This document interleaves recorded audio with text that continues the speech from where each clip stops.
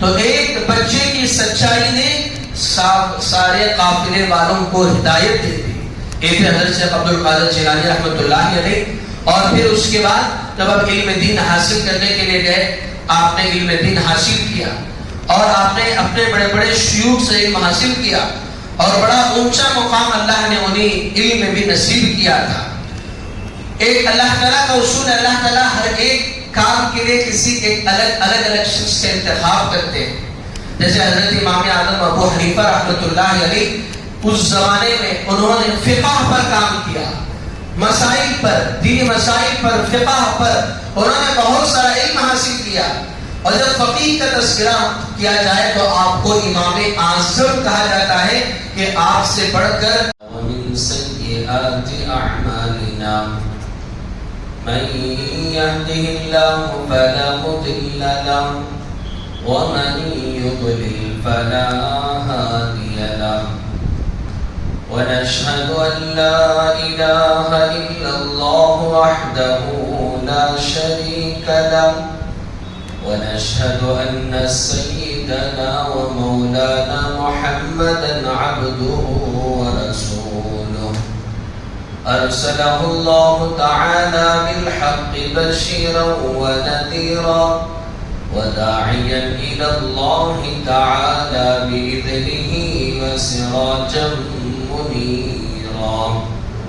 أما بعد فإن أصدق الحديث كتاب الله وخير الهدي هدي محمد صلى الله عليه وسلم وخير الأمور عوازمها وشر الأمور محدثاتها وكل محدثة بدعة وكل بدعة ضلالة وكل ضلالة في النار. أعوذ بالله من الشيطان الرجيم. بسم الله الرحمن الرحيم. الله يجتبي إليه من يشاء ويهدي إليه من ينيب. وقال تعالى: ألا إن أولياء الله لا خوف عليهم ولا هم يحزنون.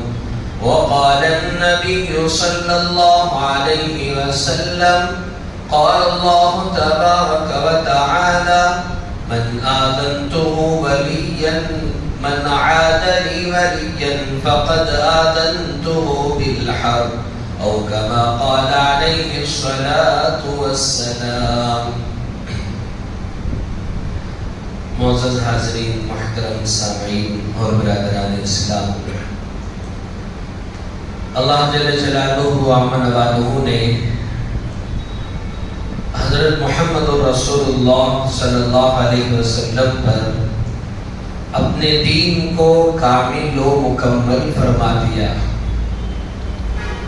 چنانچہ اللہ کے رسول صلی اللہ علیہ وسلم کے زندگی کا آخری حج، جسے حجۃ الوداع کہتے، اس موقع پر یہ آیت نازل ہوئی: اليوم اکملت لکم دینکم واتممت علیکم نعمتی ورضیت لکم الاسلام دینا. اے نبی، ہم نے آج آپ پر دین کو کامل و مکمل کر دیا. وَأَتْمَمْتُ عَلَيْكُمْ نِعْمَتِي، اور ہم نے اپنے نعمت کو آپ پر مکمل کر دیا. وَرَضِيتُ لَكُمُ الْإِسْلَامَ دِينًا، اور ہم دین اسلام پر راضی ہو گئے. یعنی اب اس کے بعد قیامت تک جو بھی آنے والا ہے اسے آپ کے اس لائے ہوئے دین پر ہی چلنا ہوگا. اور وہ دین اسلام، اور اگر اسے چھوڑ کر اگر کوئی دوسرے طریقے کو اپنائے، اللہ تعالیٰ فرما رہے ہیں: وَمَن يَبْتَغِ غَيْرَ الْإِسْلَامِ دِينًا فَلَن يُقْبَلَ مِنْهُ. اگر کوئی دین اسلام کو چھوڑ کر اگر کسی دوسرے دین کو اپناتا ہے، فَلَن يُقْبَلَ مِنْهُ، تو اللہ کے یہاں مقبول نہیں ہے اور اللہ کے یہاں قابل قبول نہیں ہے. حتیٰ کہ قیامت کے قریب حضرت مہدی علیہ السلام آئیں گے تو وہ بھی اس امت کے لیے وہ بطور امام بن کر آئیں گے.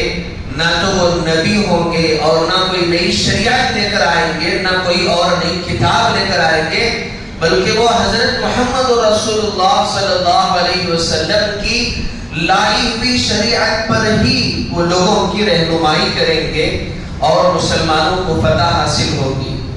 حتیٰ کہ حضرت عیسیٰ علیہ السلام بھی آئیں گے تو وہ حضرت شریعت عیسوی کو لے کر نہیں آئیں گے، بلکہ اللہ کے رسول صلی اللہ علیہ وسلم نے حضرت محمد رسول اللہ صلی اللہ علیہ وسلم کو جو دین کامل و مکمل کر دیا، بس وہ بھی اسی کی رہنمائی میں اس امت میں آئیں گے.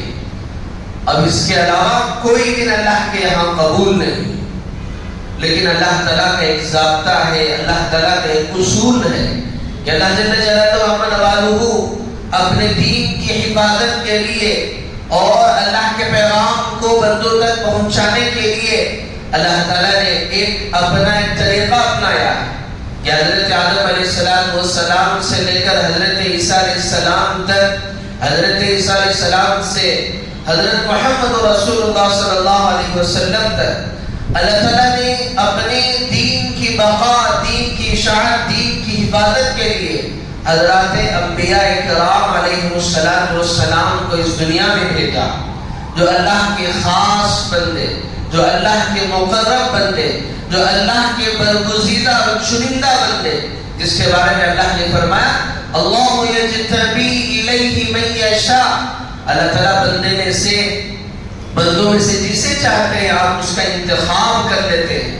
کسی کو آدم صفی اللہ بناتے ہیں، کسی کو نوح نجی اللہ بناتے ہیں، اور کسی کو حضرت عیسیٰ روح اللہ بناتے ہیں، اور کسی کو موسیٰ کلیم اللہ کے لیے آپ انتخاب فرماتے ہیں، تو کسی کو حضرت محمد رسول اللہ صلی اللہ علیہ وسلم آپ کو اللہ اپنا حبیب اور حبیب اللہ بناتے ہیں.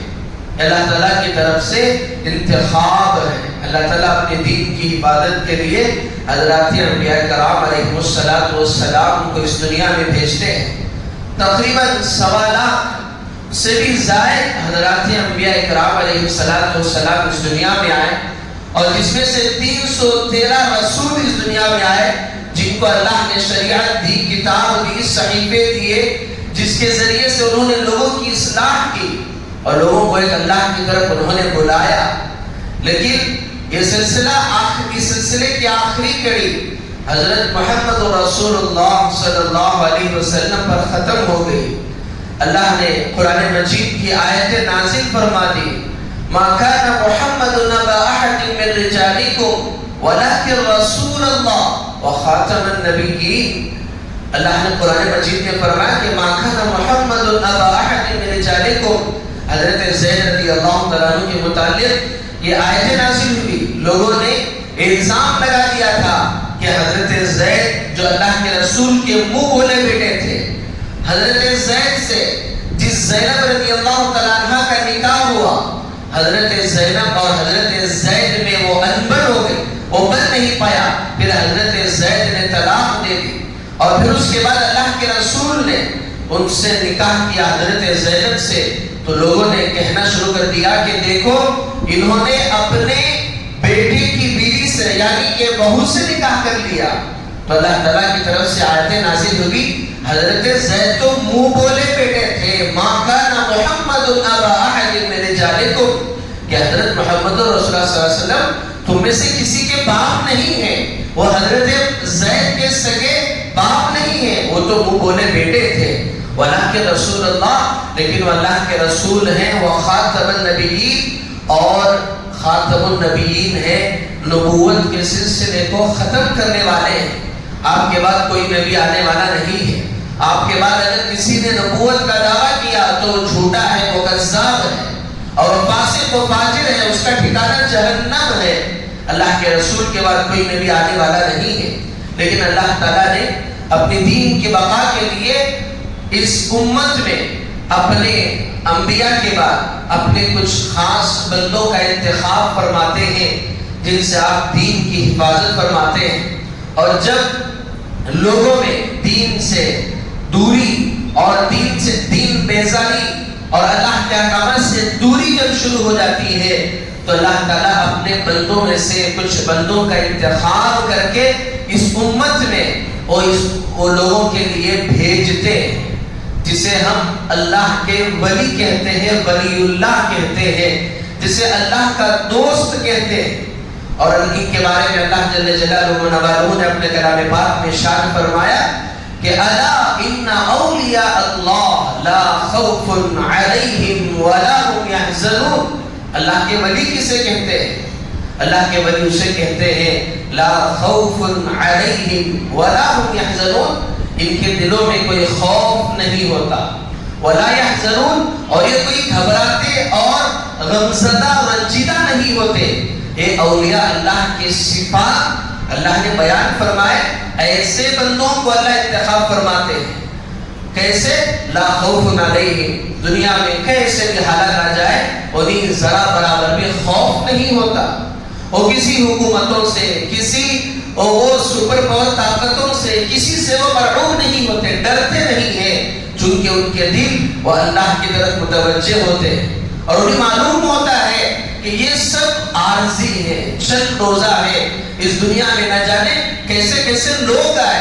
فرعون جیسا ظالم بھی آیا تو اللہ نے اس کا انجام بھی برا ہوا اور اللہ نے اس کو بھی نیست و نابود کر دیا، بلکہ اللہ تعالیٰ نے اس کے لیے تو فرمایا کہ فَالْيَوْمَ نُنَجِّيكَ بِبَدَنِكَ لِتَكُونَ لِمَنْ خَلْفَكَ آیَةً، کہ ہم تیرے بدن کو تیرے بعد آنے والے لوگوں کے لیے عبرت اور نمونہ اور لوگوں کے لیے نصیحت کا ذریعہ بنائیں گے۔ نُنَجِّيكَ بِبَدَنِكَ لِتَكُونَ لِمَنْ خَلْفَكَ آیَةً، نشانی بنائیں گے اور لوگ اس سے لوگ عبرت حاصل کریں گے۔ تو جو اللہ کا ولی ہوتا ہے اس کے دل میں ذرا برابر بھی خوف نہیں ہوتا، وَلَا هُمْ يَحْزَنُونَ، اور وہ بہت جلد رنجیدہ اور پریشان اور غمزدہ بھی نہیں ہوتے۔ آج دنیا مل گئی تو خوشی، دنیا چلے گئی تو پریشان ہو گئے اور غمزدہ ہو گئے اور زبانوں پہ شکوہ شکایت آ گئی اور اللہ کی نافرمانی پہ اتر گئے اور اللہ سے وہ شکوہ شکایت کرنے لگے۔ اللہ فرماتے ہیں قرآن میں فَأَمَّا الْإِنسَانُ إِذَا مَا ابْتَلَاهُ رَبُّهُ فَأَكْرَمَهُ وَنَعَّمَهُ فَيَقُولُ رَبِّي أَكْرَمَنِ۔ انسان کا مزاج تو یہ ہے کہ فَأَمَّا الْإِنسَانُ إِذَا مَا ابْتَلَاهُ رَبُّهُ، اللہ جب اس کو آزماتے ہیں، آزمانے کے بعد اللہ اس کا اکرام کرتے ہیں، اللہ اس کو نعمتیں دیتے ہیں، مال دولت صحت تندرستی ساری چیزیں دیتے ہیں، فَيَقُولُ رَبِّي أَكْرَمَنِ، تو بندہ تو بڑا خوشی سے کہتا ہے کہ میرے رب نے میری وہ عزت افزائی کی، میرے ساتھ اچھا کیا۔ وَأَمَّا إِذَا مَا ابْتَلَاهُ فَقَدَرَ عَلَيْهِ رِزْقَهُ، اور جب ہم آزماتے ہیں اور ہماری آزمائش کے بعد ہم اس پر رزق کو تنگ کر دیتے ہیں، دنیاوی نعمتوں میں کمی کر دیتے ہیں، فَيَقُولُ رَبِّي أَهَانَنِ، تو انسان کہتا ہے میرا رب وہ میرے ساتھ اس نے بہت برا کیا۔ حالانکہ اللہ کی بے شمار نعمتیں استعمال کر رہا تھا، وہ بھی تو اللہ ہی نے دی تھی، لیکن تھوڑی سی آزمائش کیا آئی تو انسان وہ اللہ سے شکوہ شکایت کرنے لگتا ہے کہ اللہ نے میرے ساتھ ایسا کر دیا، اتنے لوگوں نے اللہ نے میرے ساتھ ایسا کر دیا، بیماری مجھے ہی آ گئی، پریشانیاں مجھے ہی آ رہے ہیں اور میرا تجارت میں وہ صحیح سے تجارت میری ہی نہیں ہو رہی ہے، غلط۔ اللہ تعالیٰ یہ انسان کے مزاج کو بتا رہے ہیں، جو ولی ہوگا، جو اللہ کا دوست ہوگا، اس کی ایک صفت یہ ہے کہ وَلَا هُمْ يَحْزَنُونَ، وہ بہت جلد غمزدہ نہیں ہوتے، پریشان نہیں ہوتے کہ ارے ہمارے ساتھ تو ایسا ہو گیا، ساری دنیا لڑ گئی، پھر بھی کہیں گے یہ دی ہوئی تو آپ ہی کی تھی، آج آپ نے اگر لے لیا ہے تو پھر آپ ہمیں دے دیں گے۔ اور دوسری صفت فرمایا الذین آمنوا وکانوا یتقون، ولیوں کی صفت یہ ہوگی ایک تو ان کا ایمان مضبوط ہوگا، وکانوا یتقون، اور ان کے اندر اللہ کا ڈر اور خوف بہت زیادہ ہوگا۔ ایک ہوتا ہے ایمان کہ ایمان کے اندر انسان عبادتیں، نماز روزہ زکوٰۃ حج جتنی عبادتیں ہیں اس کو تو کرنا ہی کرنا ہے، وَكَانُوا يَتَّقُونَ، لیکن جتنی عبادت کرتے ہیں اس سے کہیں زیادہ وہ اللہ سے ڈرتے ہیں، گناہوں سے اپنے آپ کو بچاتے ہیں۔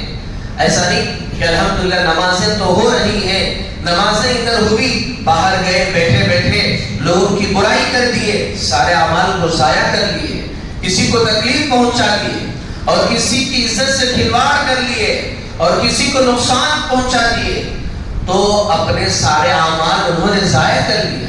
وَكَانُوا يَتَّقُونَ، اللہ کے ولی تو وہ ہوتے ہیں جتنی عبادتیں وہ کرتے ہیں اس سے کہیں زیادہ وہ اللہ سے ڈرنے والے ہوتے ہیں۔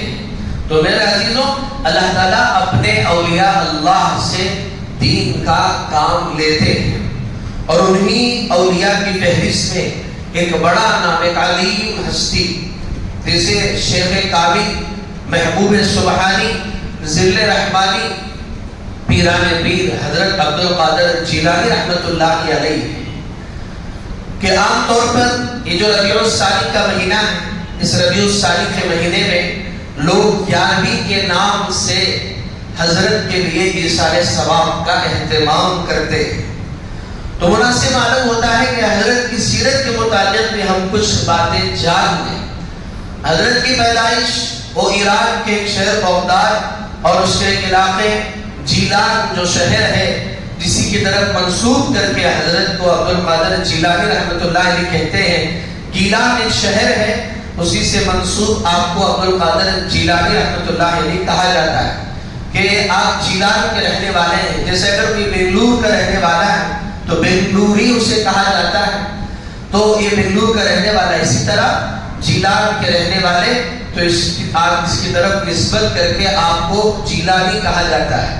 اور آپ کا جو سلسلہ نسب ہے، آپ کا نام عبد القادر ہے، آپ کے والد ابو صالح، آپ کا جو رشتہ ہے وہ آپ کا جو خاندان، آپ کا جو سلسلہ نسب ہے، اپنے والدہ کے واسطے سے حضرت حسن سے جا کر ملتا ہے، اور اپنے والد کے واسطے سے حضرت حسین سے جا کر ملتا ہے۔ کل 10 واسطے ہیں، 10 واسطوں کے بعد آپ کا جو سلسلہ نسب ہے وہ حضرت حسنین، حضرت حسن اور حضرت حسین رضی اللہ تعالیٰ عنہ سے جا کر ملتا ہے۔ آپ کی پیدائش 1470 یا 71 ہجری میں آپ کی پیدائش ہوئی، اور بغداد شہر میں جب آپ کی پیدائش ہوئی تو علماء نے کتابوں میں لکھا ہے، حضرت عاشق الہی بلند شہری رحمت اللہ علیہ نے اپنی کتاب میں لکھا ہے کہ اللہ تعالیٰ کا ایک اصول ہے، اللہ تعالیٰ کا ایک طریقہ ہے کہ اللہ تعالیٰ بعض مرتبہ جس طرح حضرات انبیاء اکرام علیہ السلام سے معجزات کا اظہار کرتے ہیں، ایسا ہی اولیاء اللہ سے کرامتوں کا اظہار بھی اللہ کرتے ہیں۔ لیکن نہ نبی ہونے کے لیے معجزہ ضروری، نہ ولی ہونے کے لیے کرامت ضروری۔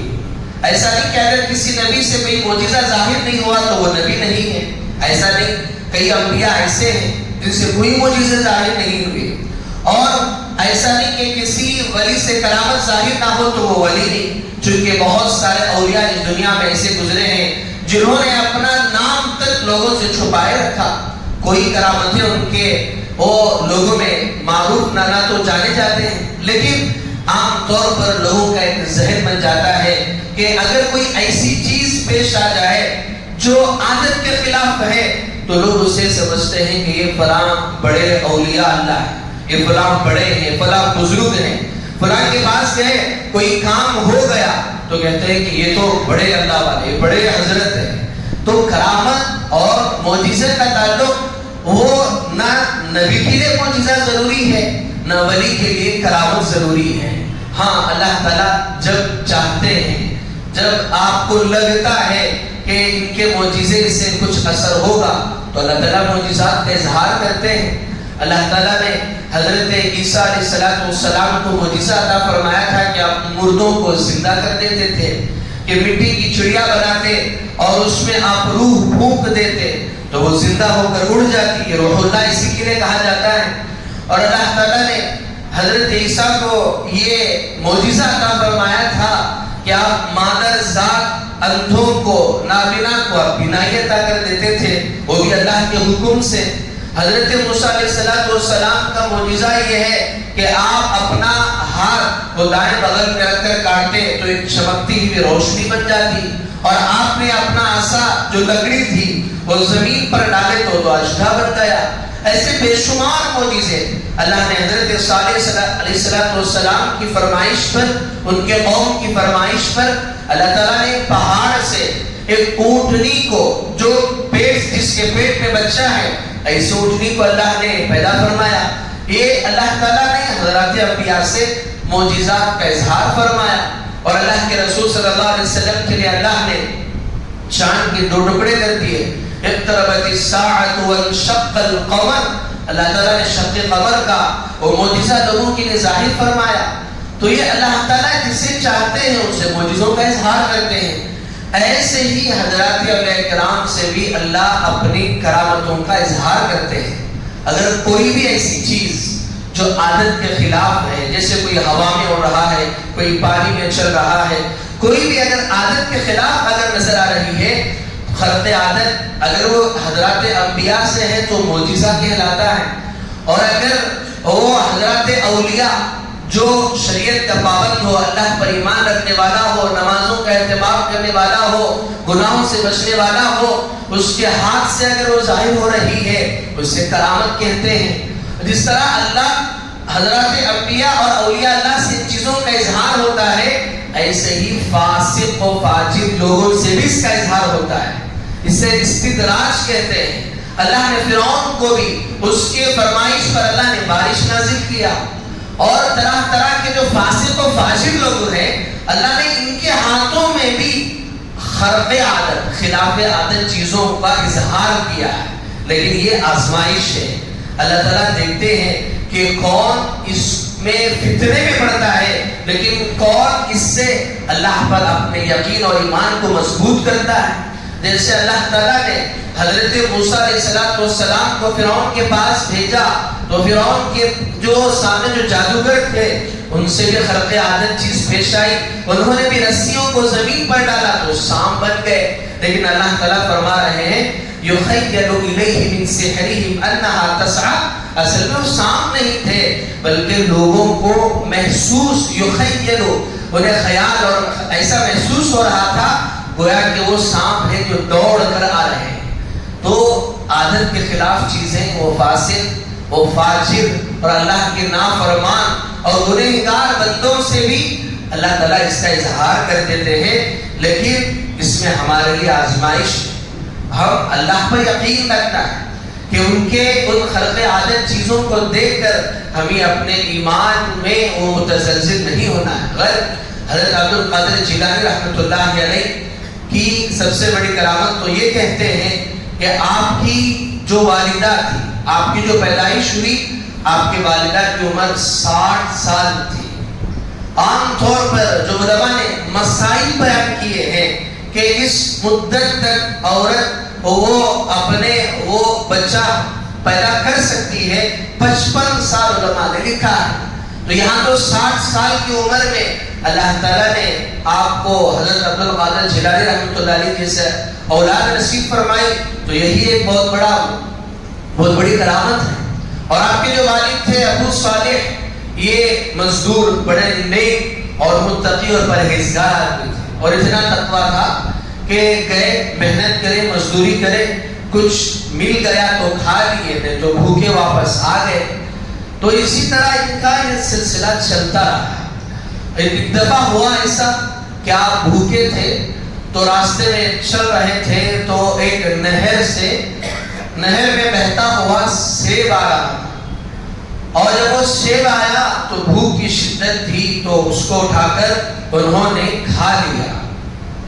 جیسے ہی عبداللہ صالح نے کھا لیا تو اس کے بعد انہیں فوراً احساس ہوا کہ یقیناً میری بھوک تو بہت زیادہ تھی، لیکن یہ جو میں نے سیب کھایا ہے کس کا ہے مجھے معلوم نہیں ہے۔ اب یا تو ان سے معافی تلافی کرنی پڑے گی، یا تو اس کا اجرت اور اس کا بدل ادا کرنا پڑے گا۔ تو پھر وہ اس نہر کی طرف گئے اور اس دیکھتے گئے کہ یہ سیب کہاں گرا ہے۔ وہ چلتے چلتے گئے تو آخلاش میں انہیں درخت نظر آیا اور ایک باغ نظر آیا۔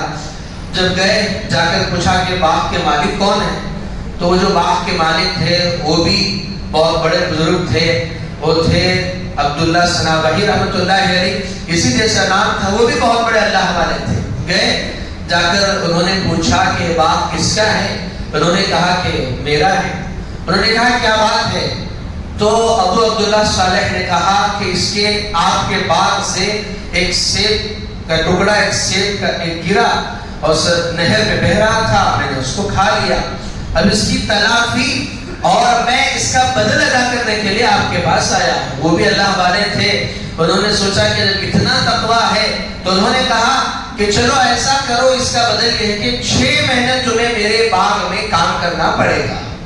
تو ظاہر سی بات ہے ایک چھوٹے سے سیب کے لیے کوئی دوسرا بدل بھی ہو سکتا تھا، کوئی اور چیز بھی ہو سکتی تھی، اور یہ بھی کہہ سکتے تھے کہ ایک چھوٹے سے سیب کے لیے مجھے 6 مہینے کام کرنا پڑے گا، لیکن انہیں احساس تھا کہ حرام کا ایک لقمہ بھی میرے پیٹ میں جانا نہیں ہے اور مجھے حلال و پاکیزہ روزی کھانا ہے۔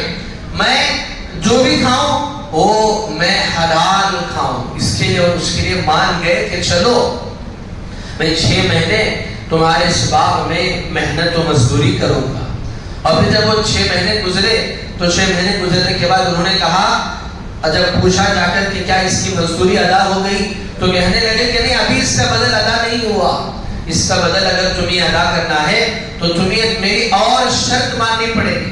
وہ شرط یہ ہے کہ میری ایک لڑکی ہے جو آنکھوں سے اندھی ہے، کانوں سے بہری ہے اور پیروں سے لولی ہے اور زبان سے گونگی ہے، تمہیں ایسے لڑکی سے شادی کرنا پڑے گا۔ وہ عبداللہ صالح رحمۃ اللہ علیہ، وہ تو چونکہ انہیں اپنی اس کی ہوئی جو انہوں نے کھا لیا تھا جس چیز کو، اس کا بدل تو انہیں ادا کرنا تھا۔ انہوں نے کہا کہ اس کے بدل کے لیے ہے تو چلو میں اس کے لیے بھی راضی ہوں۔ پھر چنانچہ انہوں نے ابو عبداللہ صالح سے نکاح کروا دیا۔ نکاح کروانے کے بعد جب دلہن جب آئی تو دیکھا تو جو بات بتائی گئی تھی اس کے برخلاف ہے۔ انہوں نے کہا کہ اندھی ہے، یہ تو الحمدللہ اللہ نے آنکھوں سے نوازا ہے، اور باپ نے کہا تھا کہ یہ کانوں سے بہری ہے، الحمدللہ یہ سنائی بھی دے رہا ہے۔ انہوں نے کہا تھا کہ پیروں سے لولی ہے، الحمدللہ پیر بھی صحیح سلامت ہیں، ساری چیزیں صحیح سلامت ہیں۔ تو پھر فوراً باہر آ گئے، کہنے لگے کہ یہ وہ لڑکی آپ کی لڑکی نہیں ہے، کوئی دوسری لڑکی ہے۔ تو فوراً باہر آ گئے۔ تو پھر لڑکی کے والد نے ان کو بلایا، بلا کر کہا کہ نہیں، بلکہ یہی میری بیٹی ہے، انہی سے تمہارا نکاح کیا گیا ہے۔ بات یہ ہے کہ میں نے اس لیے کہا کہ یہ اندھی، میں نے اس لیے کہا آج تک اس نے اپنے آنکھوں سے کوئی گناہ نہیں کیا ہے، اور میں نے بہری اس لیے کہا انہوں نے آج تک اپنے کانوں سے کوئی اللہ کی نافرمانی نہیں کی، کوئی نافرمانی والی بات نہیں سنی ہے، اور میں نے پیروں سے معذور اس لیے کہا آج تک ان کا کوئی قدم اللہ کے حکم کے خلاف نہیں اٹھا ہے، اور پھر میں نے ہاتھوں سے معذور اس لیے کہا آج تک انہوں نے اپنے ہاتھوں سے اللہ کی نافرمانی والا کام کوئی نہیں کیا ہے۔ تو پھر جب یہ بات انہیں سمجھائی گئی تو انہوں نے کہا کہ بات ایسی ہے، تو پھر ان کا نکاح کر دیا گیا۔ پھر وہ اپنے علاقے کو گئے، تو جب یہ اتنے متقی تھے تو پھر ان دونوں سے جو اولاد پیدا ہوئی، جو لڑکا پیدا ہوا، اور وہ بھی صبر کے ساتھ 60 سال تک جنہوں نے صبر کی، اس کے بعد جو اولاد ہوئی دنیا آج اسے شیخ عبد القادر جیلانی رحمۃ اللہ علیہ کے نام سے یاد کرتی ہے۔ علماء نے لکھا ہے کہ آج ہر انسان یہ چاہتا ہے کہ اس کی اولاد فرما بردار ہو اور اس کی اولاد وہ نیک ہو، لیکن اولاد نیک ہونے کے لیے سب سے پہلے شرط یہ ہے کہ اس کے والدین کو بھی نیک ہونا پڑے گا۔ اگر والدین کو اللہ کی نافرمان ہے، نافرمانی میں اگر زندگی گزار رہے ہیں اور یہ سوچ رہے ہیں کہ جو کانٹوں کا درخت ہے اس سے پھول نکل جائے، اور جس ٹینک میں گندا پانی ہے اس کے ذریعے سے جو نل ہے اس کے ذریعے سے صاف وہ پانی نکل جائے، اور جس روٹی کا آٹا وہ خراب ہو اور پھر امیدیں لگائی جانے لگے کہ روٹی وہ صحیح ہو جائے، تو یہ کیسے ہو سکتا ہے؟ تو اس لیے علماء نے لکھا ہے اولاد کی فرما برداری کے لیے سب سے پہلی شرط یہ ہے کہ والدین کو بھی اللہ کا فرما بردار ہونا پڑے گا۔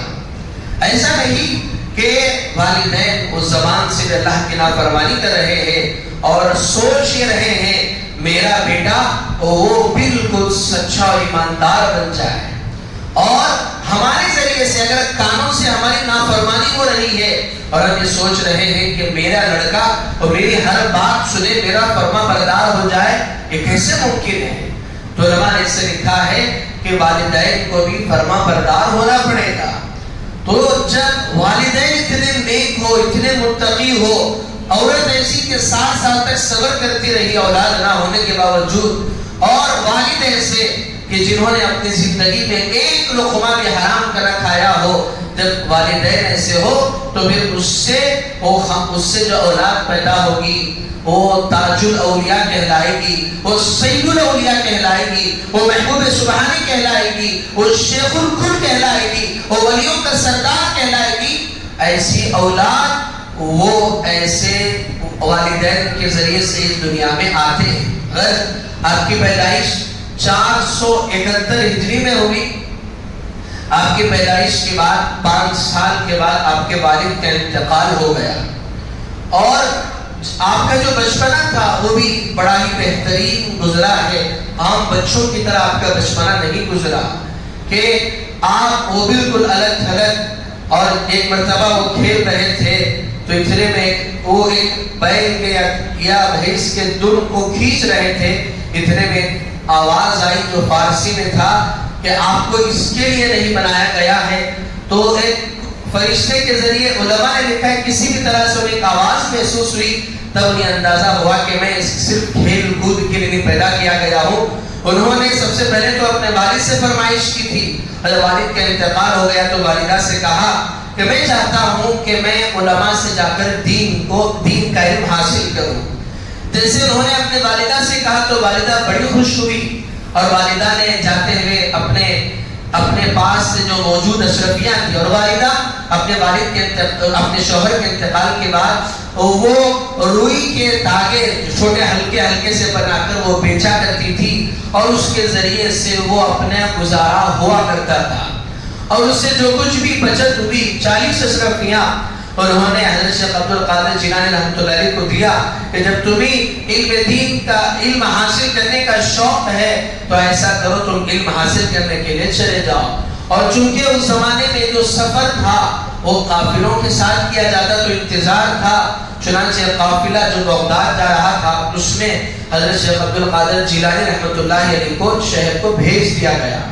اب راستے میں گئے تو علماء نے واقعہ لکھا ہے جو مشہور ہے، ہم نے کئی دفعہ سنا بھی ہوگا۔ راستے میں جس قافلے میں آپ جا رہے تھے اس قافلے کو ڈاکوؤں نے گھیر لیا، اور ڈاکوؤں نے لوٹ لیا، اور لوگوں کو مار کر ان کے ذریعے سے مال حاصل کرتے رہے، اور لاسٹ میں دیکھا کہ چھوٹا سا بچہ بھی ہے لیکن ان کے حلیے سے لباس سے ایسا نظر نہیں آ رہا تھا ان کے پاس کچھ مال ہوگا۔ تو ڈاکو نے جب پوچھا تو انہوں نے کہا کہ ہاں میرے پاس 40 اشرفیاں ہیں جو میری والدہ نے مجھے کہ میرے پاس دے رکھی ہے۔ تو ڈاکو نے سمجھا کہ بچہ مذاق کر رہا ہے، چلا گیا۔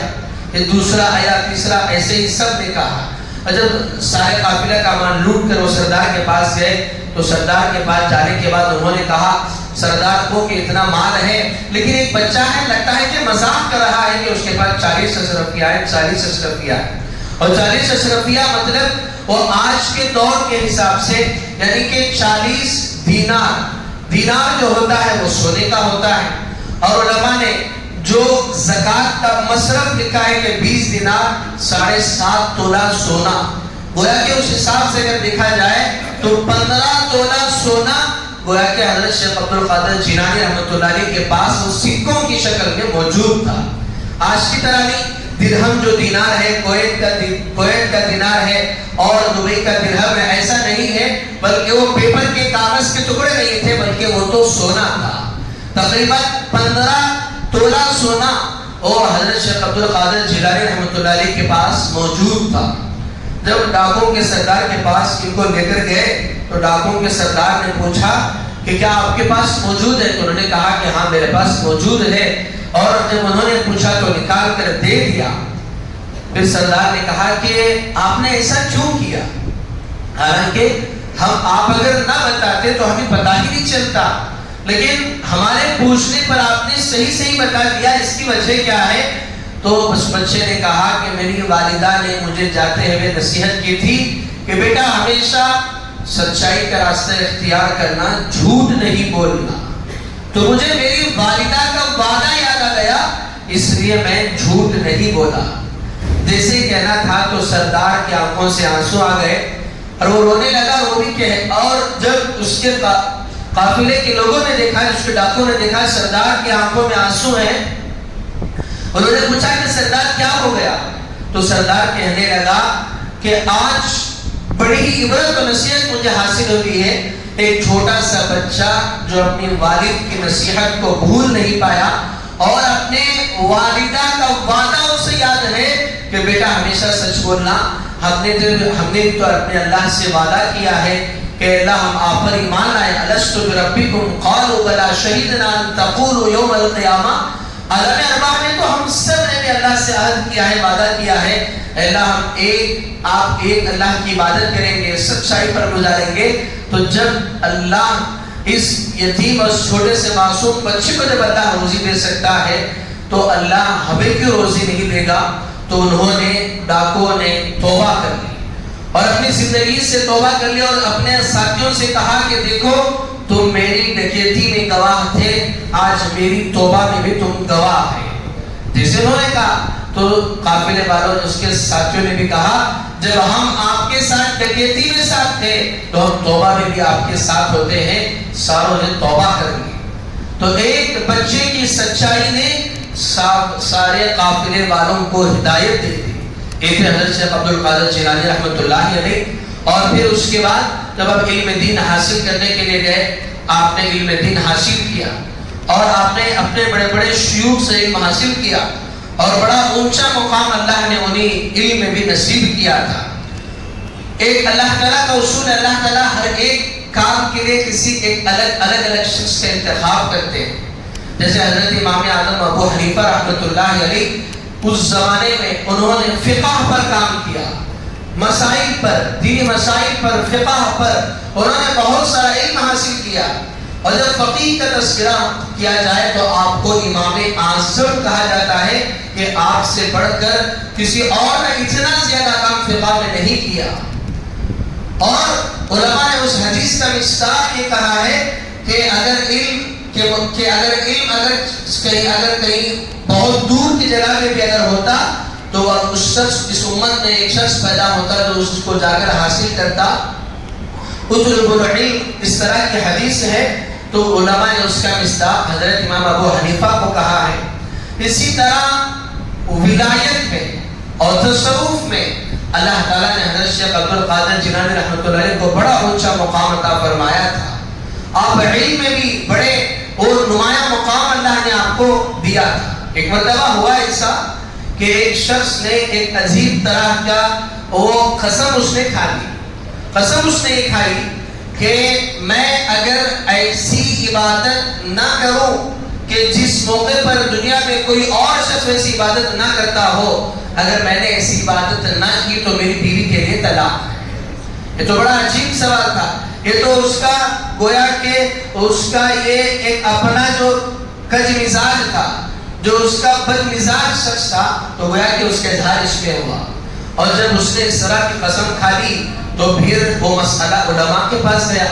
بہت سارے علماء نے اس کا الگ الگ یہ بتایا کہ نہیں اس کا کوئی حل نہیں. آخر میں حضرت شیخ عبد القادر جیلانی رحمۃ اللہ علیہ کے پاس وہ جب یہ مسئلہ آیا تو انہوں نے یہ کہا کہ ہاں اس مسئلے کا حل یہ ہے، چونکہ دنیا میں کوئی ایسی عبادت نہیں ہے کہ انسان یہاں عبادت کر رہا ہو ویسی عبادت دنیا میں کوئی اور نہ کرے. اگر کوئی یہاں پر نماز پڑھ رہا ہے تو ظاہر سی بات ہے کسی اور جگہ بھی کوئی نماز پڑھ رہا ہوگا. کوئی روزہ رکھا ہے تو ممکن ہے کوئی اور بھی روزہ رکھ رہا ہوگا. اور کوئی اگر صدقہ و زکات اگر دے رہا ہے ممکن ہے کوئی اور جگہ بھی کوئی اور شخص دے رہا ہوگا.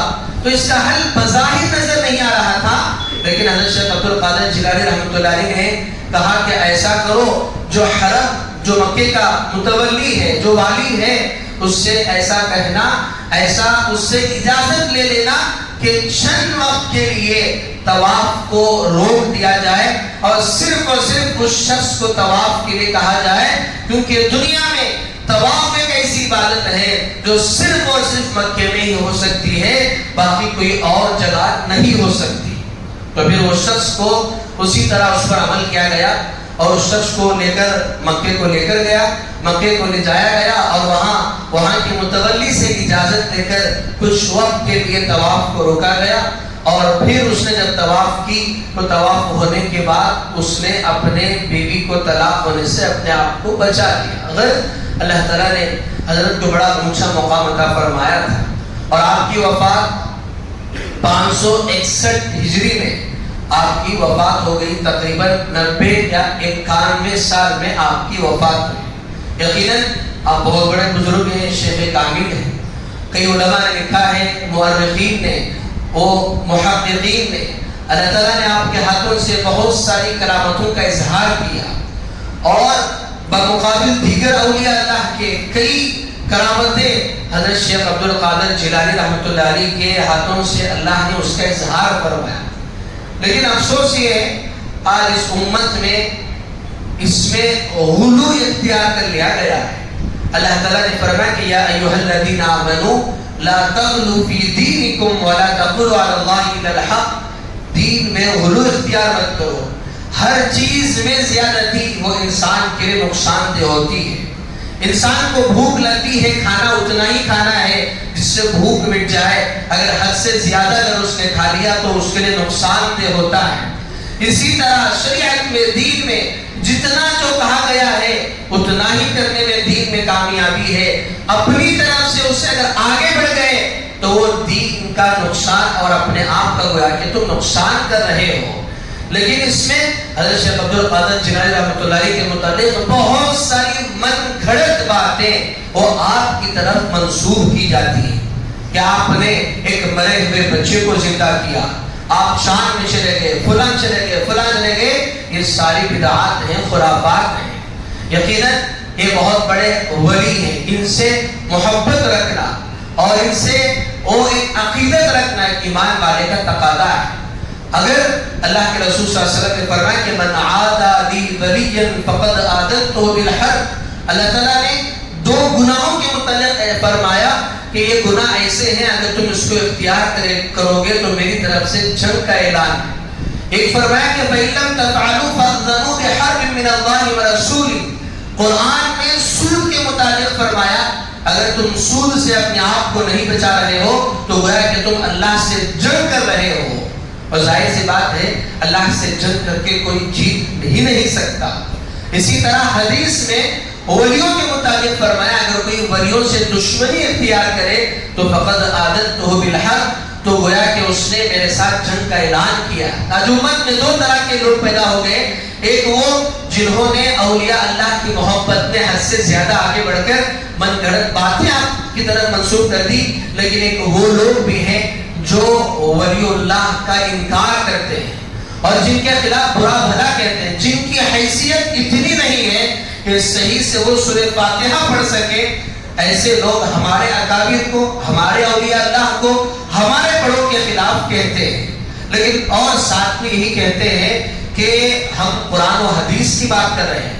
یہ ہمارے اولیاء اللہ نے بھی قرآن حدیث کی بات کی ہے، انہوں نے کوئی بائبل اور انجیل کی باتیں نہیں کی ہیں، یہ قرآن و حدیث کی باتیں کیے ہیں۔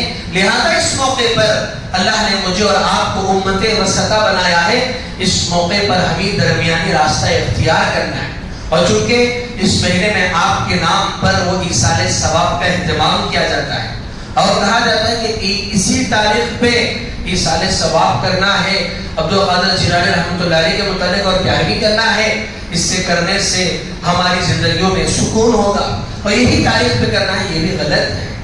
ایصال ثواب کرنے کے لیے ولیوں سے محبت اور ان کے لیے ایصال ثواب کا کرنا یقیناً ہمارے لیے بڑی محبت اور فخر کی چیز ہے، لیکن ایصال ثواب کے لیے کوئی وقت مقرر نہیں ہے۔ اگر مرحوم کسی میت کا انتقال ہو گیا 3 دن پر ہی پڑھا جائے، ایسا بھی کوئی نہیں ہے۔ 11 دن پر ہی ان کے لیے ایصال ثواب کیا جائے، 40 دن پر ہی ان کے لیے ایصال ثواب کیا جائے، اس طرح کا کوئی طریقہ اسلام میں نہیں۔ آپ جب چاہے کیجیے، ساری زندگی کرتے رہیے ایصال ثواب۔ اسی طرح حضرت شیخ عبد القادر جیلانی رحمۃ اللہ علیہ کے لیے بھی آپ سال بھر کرتے رہیے، بلکہ اس سے بڑھ کر اگر ہمیں اولیاء سے محبت ہے تو سب سے بڑی بات یہ ہے کہ آپ کے جو آپ کے جو عقائد تھے اور آپ کے جو اعمال تھے اس کو ہمیں اپنانا ہے. آپ شرک کے بہت خلاف تھے. آپ نے اپنے آخری وقت میں اپنے بیٹے عبد الوہاب سے بلا کر انہوں نے نصیحت فرمائی. جس طرح اللہ نے قرآن مجید میں حضرت ابراہیم علیہ السلام کا تذکرہ کیا، حضرت یعقوب کا تذکرہ کیا ہے، انہوں نے اپنے آخری وقت میں اپنے بیٹوں کو بلایا اور کہا کہ ما تعبدون من بعدی، اے میرے بیٹو میرے بعد تم کس کی عبادت کرو گے. ایک باپ، یہاں علماء نے لکھا ہے کہ ایک باپ کو جس طرح وہ اپنے آخری وقت میں اس بات کی فکر کرتا ہے میرے جانے کے بعد میرے اولاد کے لیے وہ اچھا مکان ہو، اچھا سا رہے، اس سے ہر باپ کو اس بات کی بھی فکر ہونی چاہیے میرے جانے کے بعد میرے اولاد بھی وہ دین پر قائم رہے. تو حضرت شیخ عبد القادر جیلانی رحمۃ اللہ علیہ بھی جو آخری نصیحت جو اپنے اولاد سے فرمائی کہ ایک اللہ کی عبادت کرنا، شرک کبھی اختیار نہیں کرنا، یہی پیغام وہ ہمارے اکابر اولیاء اللہ کی زندگی سے ہمیں ملتا ہے. اور خاص طور سے اس مہینے میں جو حضرت رحمت اللہ علیہ کی طرف منسوب کر کے حضرت شیخ کی طرف محبت کا اظہار کرتے ہیں، محبت ہے تو ہمیں آپ کی تعلیمات پر عمل کرنا ہے. اللہ تعالیٰ سے دعا ہے اللہ مجھے بھی اور آپ کو بھی اس پر عمل کی توفیق عطا فرمائے. آمین. وآخر دعوانا ان الحمد للہ رب العالمین.